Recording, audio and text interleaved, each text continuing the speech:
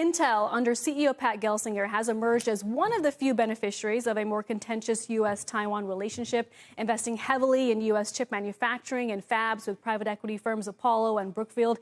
Shares are higher today, as is Global Foundries and Texas Instruments. And Morgan Stanley does point out that their chips still do not compete with TSMC's most advanced 3-nanometer needed to build out AI. It's interesting saying all this in front of the godfather of tech here, John. But That's how I don't need to tell you all of this, but clearly there's a lot of price action here and people reevaluating the opportunity.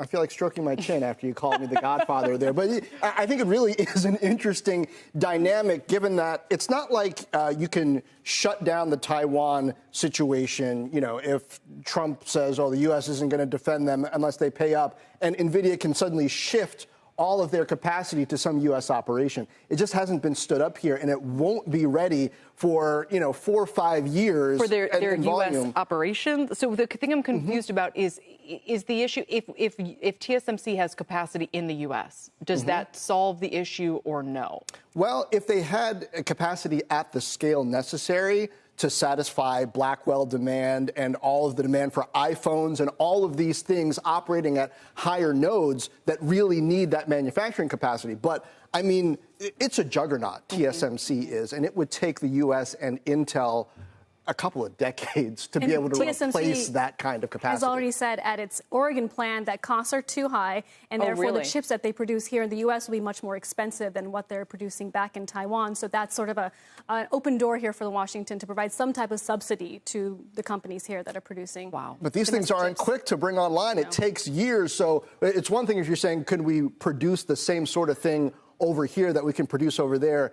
They're backlogged no matter where you're producing it. So you can't really take the majority of the capacity offline and just be fine. No, I was thinking if you just said to them, it can be TSMC, but it has to be in the U.S. in order to make it. But you still run into all of these. Yeah, you don't have the workers, you don't have the capacities. Well, Seema, stick around. We're going to do a lot more on this semi-smackdown. Let's bring in Matt Bryson, Senior Vice President of Equity Research and Hardware at Wedbush Securities. Jump in here, Matt. I mean, there aren't really easy alternatives if there's the threat of losing that juggernaut capacity in Taiwan, is there? No, you've got it exactly right. You look at the next couple process transitions, and so it's not a decade at this point, but the next 3-4 years, there is no alternative. Companies are already designing their next set of chips using TSM, and so that's where those chips are going to be coming from. And so, no, that business can't move from TSM to Intel or TSM to Samsung. Yeah, it is on TSM. And to clarify, I wasn't saying a decade until they're able to reach that process node. I'm saying until there's any possibility of being able to replace the volume that can be produced out of Taiwan. Because it's one thing to say we can make the same thing over here in smaller batches. It's another thing to say, oh, everything that you would have made in Taiwan, we can make it here in the U.S., right? Because it's chips for like almost every single iPhone. Oh, absolutely. The TSM has been spending $30-40 billion a year on adding capacity. So replacing that in, I mean, you can do it at some point, but it certainly would take a substantial amount of time. Not even talking about the fact that bring a new fab up, it's at least 2 to 3 years. Is there anything else the U.S. administration, whether it's run by President Biden or former President Donald Trump, that can be done to expedite and make the CHIPS Act more efficient? I was speaking to the Council on Foreign Relations about perhaps easing some of the regulations around environmental concerns, permitting, just to help companies like TSMC really expedite their manufacturing here.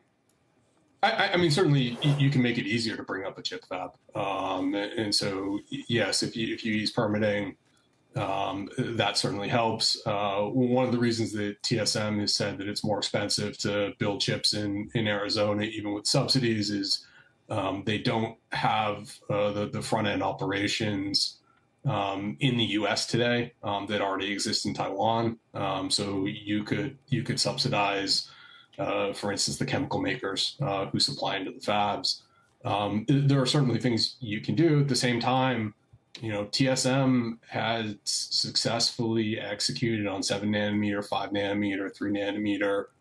It looks like they're going to successfully execute on 2-nanometer, and this isn't easy. And so replicating their strength in operations. Can you do it?